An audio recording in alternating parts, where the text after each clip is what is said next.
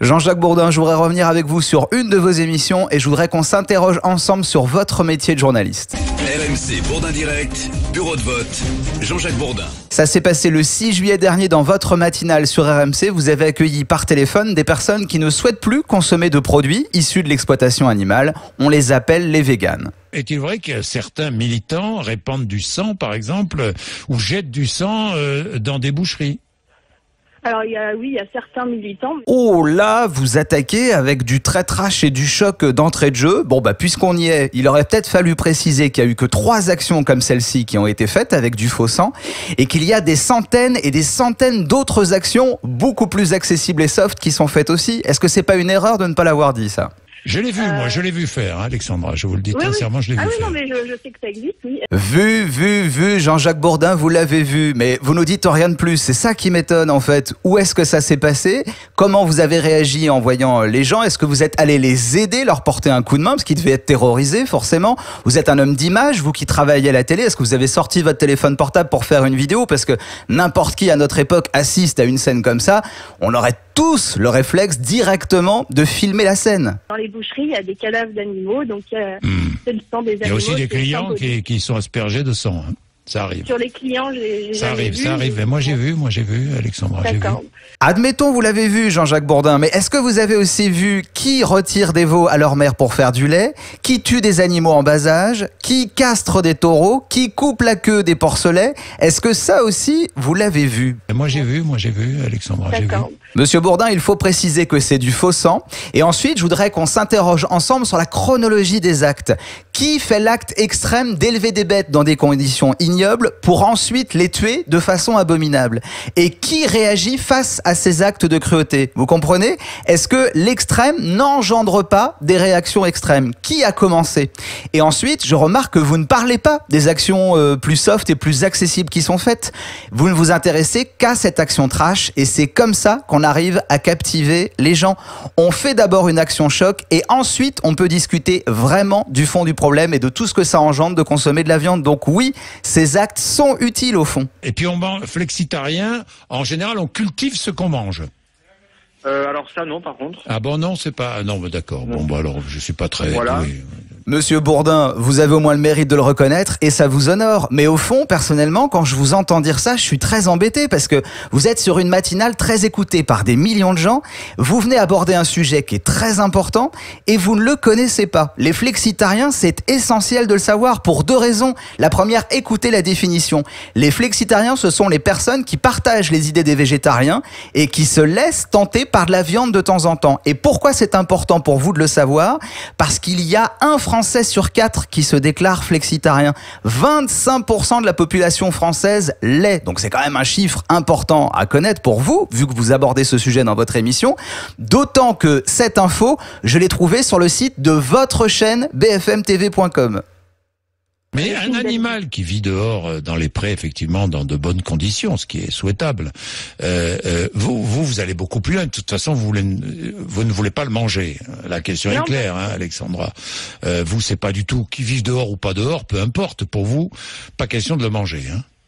Jean-Jacques Bourdin, c'est une impression où vous avez perdu votre neutralité de journaliste en fait. Je vous le demande parce que vous me donnez l'impression de manger de la viande, d'aimer ça et d'avoir déjà un parti pris sur ce sujet. Or, quand on est journaliste et qu'on fait un débat, il est intéressant de donner les arguments des 2 parties. C'est ça qui est essentiel. C'est ce qu'on attend de votre métier. Regardez sur le site du Huffington Post, on trouve le chiffre qu'en moyenne, 88% des élevages en France sont industriels. Et dans ce débat, je vous ai pas entendu donner ce chiffre. Pourquoi ? On leur prend leur vie, c'est des êtres sensibles qui ressentent des émotions, de la douleur, de la joie. Ils reconnaissent les autres animaux, ils ont des amis entre guillemets. Vous savez que les arbres... Est-ce que vous savez, Alexandra, que les arbres sont des êtres vivants ? Oh, les arbres sont des êtres vivants ? C'est pas de la même famille que les cailloux ? Et ça se mange des arbres J'apprends des trucs, moi, avec vous, là. Ça a été complètement prouvé qu'il y a une intelligence végétale aussi. Évidemment. Et c'est pas pour se moquer de vous. Juste, à un moment, il faut manger quelque chose. Et comment est-ce qu'on accepte est-ce que juste le véganisme n'est pas anthropomorphique du fait que vous ne voulez pas tuer de bêtes qui ont des yeux, des jambes et des têtes comme nous, quoi. Dans la dernière partie de votre émission, vous avez tout mélangé. L'intelligence, la souffrance, les animaux, les végétaux, tout ça, ça n'a rien à voir, il me semble, à Jean-Jacques Bourdin. Je comprends plus.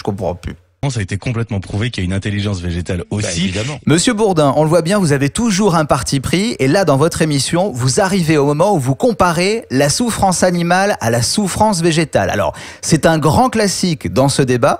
Et c'est pour ça que je vous propose, s'il vous plaît, de voir ce que dit la science. Regardez ce qui a été publié en janvier dernier dans le magazine Science et Avenir. Il y avait la question qui était posée, est-ce que les plantes souffrent? Et pour la réponse, dans l'article, on peut lire « Les plantes souffrent-elles quand on les coupe ?» Posez la question en ces termes, c'est péché par anthropomorphisme, comme vous dites justement. Est-ce que juste le véganisme n'est pas anthropomorphique? Le règne végétal est tellement différent du règne animal qu'il est vain de comparer. Ce qui est sûr, en revanche, c'est que les plantes réagissent aux agressions. Donc, pour conclure, on peut dire que oui, les plantes ont une intelligence et de la survie, mais elles n'ont pas de souffrance, de cerveau, ni de système nerveux, donc elles ne ressentent pas la souffrance. C'est la science qui le dit actuellement, monsieur Bourdin. Moi, si était vous, j'hésiterais avant de manger du blé ou je sais pas quoi, ou une céréale. Hein. Âme sensible, s'abstenir. Je vais martyriser des êtres vivants. Attention. Jean-Jacques Bourdin, fermez les yeux, je suis un malade, je continue. C'est prouvé scientifiquement, là, pour moi, c'est un peu de la mauvaise foi de dire oui, les végétaux souffrent. Non, le cri de la carotte, ça n'existe pas. C'est hyper anthropomorphique ce que vous dites. Par exemple, il y a une espèce végétale, Mimosa pudica, qui dès qu'on la touche va se rentrer sur elle-même, et si vous reproduisez le même geste à plusieurs reprises, elle va exactement reproduire le même geste. Elle n'a juste pas d'yeux, pas de jambes, pas de bras, et donc on ne s'identifie pas à ce qui pourrait être un ressenti végétal. Monsieur Jean-Jacques Bourdin, je crois qu'on a un problème. Vous ne donnez aucun chiffre sur l'élevage industriel. Vous ne parlez jamais de la souffrance animale. Vous vous êtes pas documenté sur le sujet des véganes et vous ne savez pas ce que sont les flexitariens en France, alors qu'il y a un Français sur 4 qui l'est. Mais à côté de ça, vous venez nous faire un cours de sciences naturelles sur le Mimosa pudica. Jean-Jacques Bourdin, vous l'aurez compris, il y a un débat passionnant à faire sur ce sujet qui va captiver vos auditeurs sur RMC. Il y a une très belle prise de conscience à faire sur le sujet de la cause animale et des véganes. C'est pour ça que je vous propose de me recevoir avec mon ami Michel Végé qui est passionné par ce sujet. On aura plein de choses à vous donner. Ça va être très intéressant d'en discuter ensemble. Et en plus, on viendra pas les mains vides. On aura plein de très très bonnes choses véganes à vous faire goûter. Vous allez vous régaler, j'en suis sûr. À très bientôt dans votre émission. Et merci à tous d'avoir suivi cette vidéo. N'hésitez pas à vous abonner sur ma page. Il y a encore beaucoup d'autres vidéos qui vont arriver. À très bientôt.